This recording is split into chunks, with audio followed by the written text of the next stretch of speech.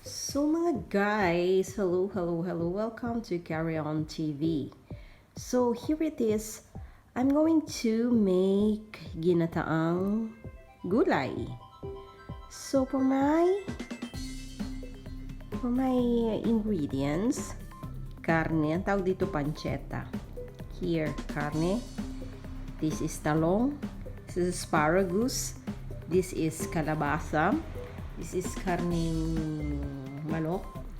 So, this is fillet, chicken fillet.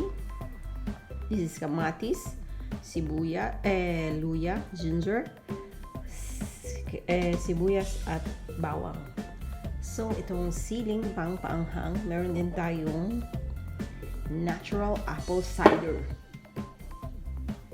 So, ito na yung sukang apple cider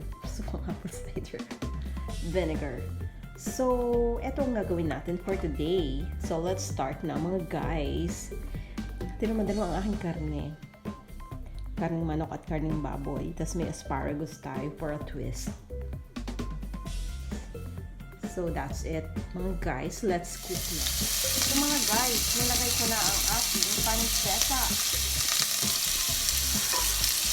So, hayaan natin siyang magmantika on their own. Nalagay ko na rin ito para maluto ang manok. Then, let's put some of this para maka-absorb yung lasa mga guys. So, ganyan siya mga guys.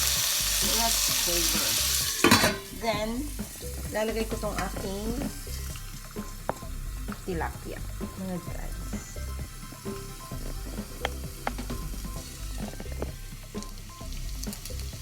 So mga guys, ang asin ko naka-expose mga guys. Ayan, golden brown na siya mga guys. Golden brown. Lagyan na natin sibuyas. Ay! Sumago! Lagyan na natin. Basta masabugan pa mga guys. Lagyan natin yung tilong.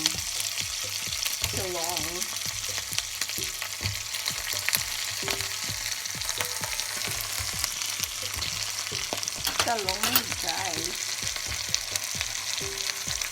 Ayan na dito. And next na natin ito mga guys. Ginataang. Nagdagata tayo mga guys. Asparagus and ano ang tawag dito? Pumpkin mga guys. So ayan na siya mga guys. Ayan na siya mga guys. Ito ang konting gata mga guys. So, ayan na siya mga guys. So, let's wait. Let's simmer na mga guys. So, mga guys, ready na ang ating ginataang gulay with a twist of tilapia, fried tilapia. So, nag-fried tilapia na rin tayo mga guys. Tapos nilagay natin sa ginataang gulay ang tilapia. So that's it mga guys. Support my cooking channel mga guys. Mga guys, it's sticky man time.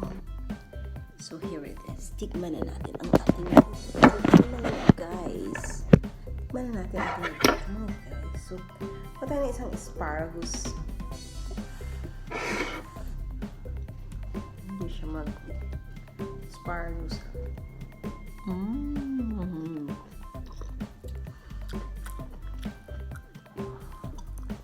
Ginataang tilapia mga guys.